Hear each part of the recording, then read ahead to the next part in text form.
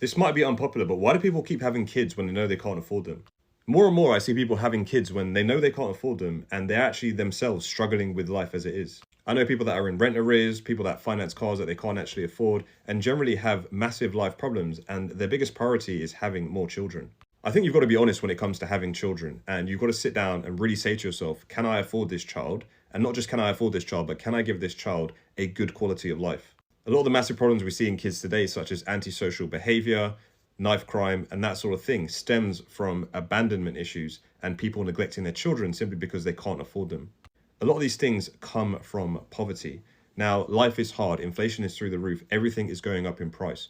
I don't know why people want to burden themselves further by having a child that they know they cannot afford. So I think one of the first things you should do if you're thinking about having children is really set out a financial plan for that child. How are you going to pay for that child? How are you going to nurture that child? And do you have a good handle on how expensive things are and what you'll actually need? In my opinion, that is the absolutely bare minimum level of planning that should take place. But I think if more and more people were honest, they would understand that they can't actually afford a child, or having a child and bringing a child into the world is going to be detrimental to the quality of life that a child will receive.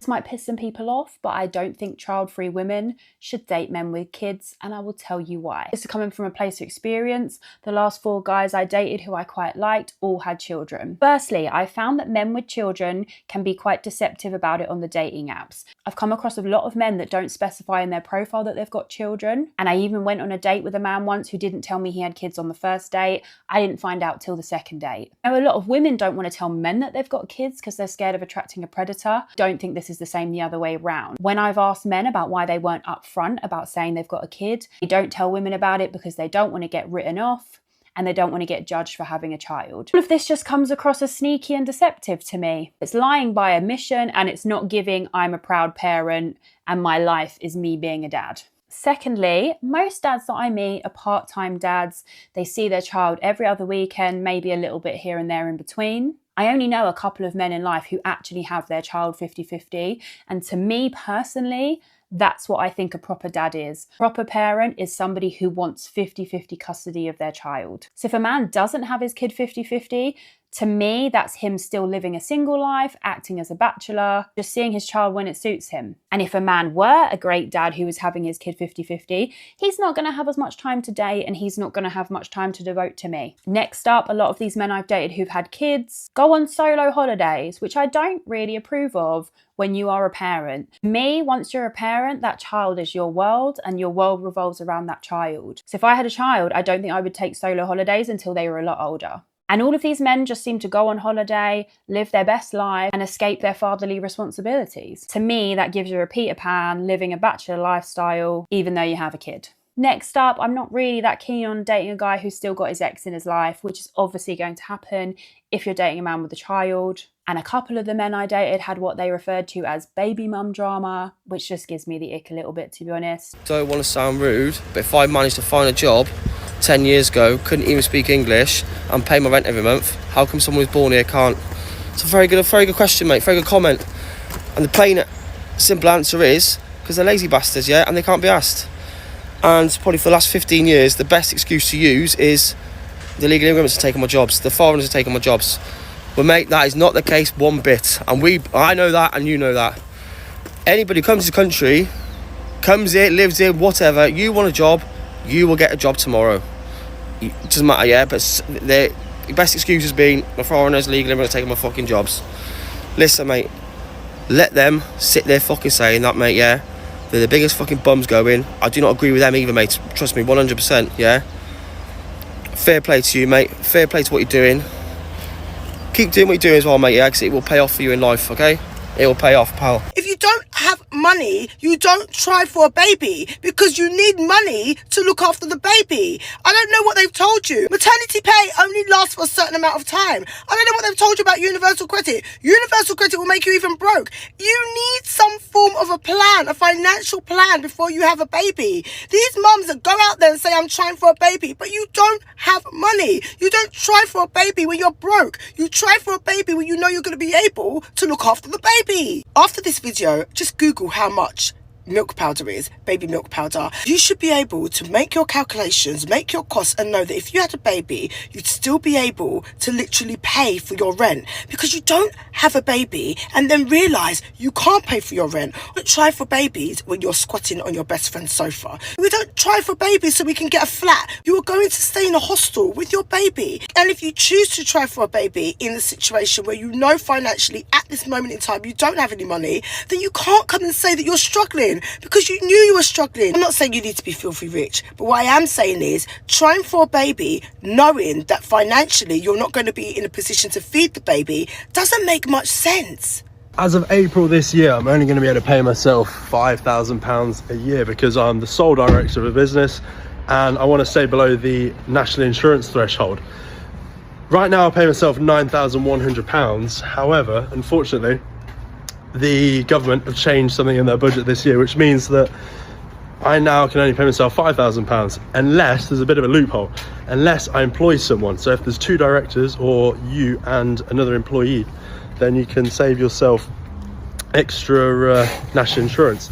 The way you do this is through something called employment allowance, and it's pretty much means you can pay you and your partner 12.5 grand and still pay no national insurance and no PAYE, which kicks in at that threshold. So if you want to save some money but also pay yourself a bit more this year, rather than take a pay cut, give yourself a pay rise and employ your partner, employ your retired mother, family member, employ your dog, employ your cat, and get some more money in. This might be an unpopular opinion, but people who drop their kids to school in dressing gowns, pyjamas, slippers even, and yeah, I seen it by two different mums this morning when I was driving to work. If you drop your kid to school in your pyjamas, you have no respect for your child. And I know that I'm inviting hate from the dressing gown mum brigade here, but it's rude. You know that like your kid is embarrassed of you, even if they're too young to understand right now. Their teachers view them differently because they know that their mum, that kid's mum, can't be bothered to just even throw on a pair of leggings and a jumper in the morning, that their mum's rolled out of bed and dropped them to school in their dressing gown. If you are a female with no strong male role model in your life, then it is not your place to tell people what it takes to be a real man. Because when you do that, what you get is a feminised man, a weak man, and a controlled man. And being realistic, it's not sustainable. When I say a strong male role model, I don't mean a man who's in touch with his emotions. I don't mean a man who's in touch with his feminine side. I don't mean a man who is controlled and will just run and jump at everything you tell him. When I say don't you tell a man how to be a real man, because you've not got any strong male role models.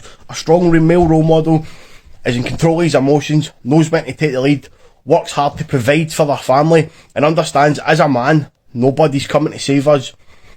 Is there anything worse than full on hating your job, but you're just so dependent on it that you just can't leave? Like if you was to leave your job, like you just lose everything else. That's how dependent you are on it. It's so long. It's so long.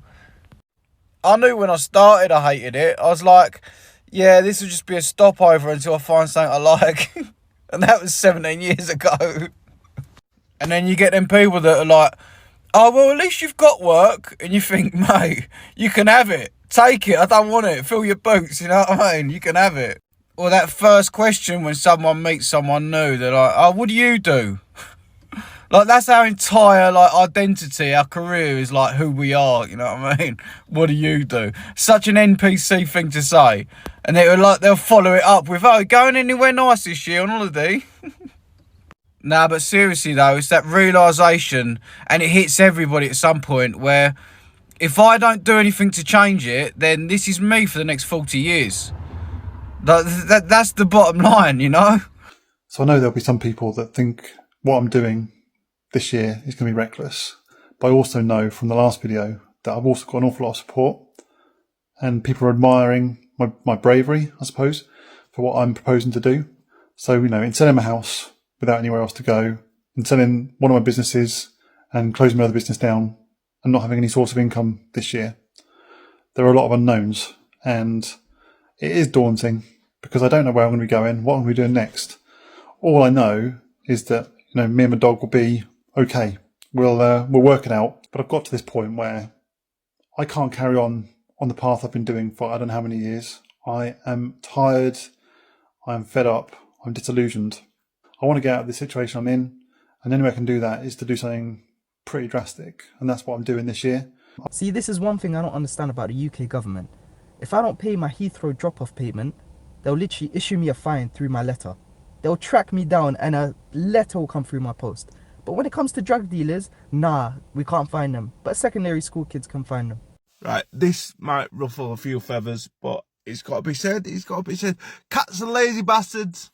I said it. I said it. Cats are lazy bastards. Right, guys, I got a message here for the taxpayer, right? Because I'm going to tell you why it is. So most of the people that pay taxes, you work for almost half a year for nothing, right? And you're bending over, right, for a government that is not giving you the services you're paying for. Now, people that pay taxes, they're either very mad at the illegal immigrants or they're mad at everyone on benefits. Now, I've been seeing a lot of posts about all this benefit things, but let me just educate you on this without sounding rude. But if you use your head, you'll come to the same conclusions as I do. So, as far as illegal immigrants go, it's illegal, so that's wrong, right? There's a lot we could do there, right? We'll put a pin in that for a second. But let's talk about the benefit system, because I see a lot of people who work for this country and this, that and the other, oh, they're infuriated with all the people on benefits.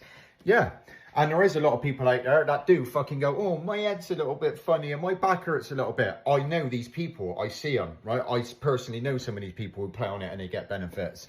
Right, let me just explain this. This is very important. You need to listen, because after you hear this, I don't know where your head is if you don't agree, right? You are always going to need a benefit system. Why are you going to need a benefit system, Wayne? Well, I'll tell you. Because unless you can get everybody in the UK a job and get them into work, which you're not going to, because I, for one, know that it's hard as fuck to get work out here. I've applied to like 60 odd places, been let down by all. I'm just one person. So unless you could get everybody in the UK a job, you're always going to need a benefit system. Well, explain further, Wayne. All right, I will. If you haven't got a benefit system and you've got loads of people that are out of work because they haven't got a job because physically there just ain't enough jobs for them, what do you think's going to happen when they ain't got fuck all? Well, crime rate's going to go up, innit? You need a benefit system to keep crime rate down.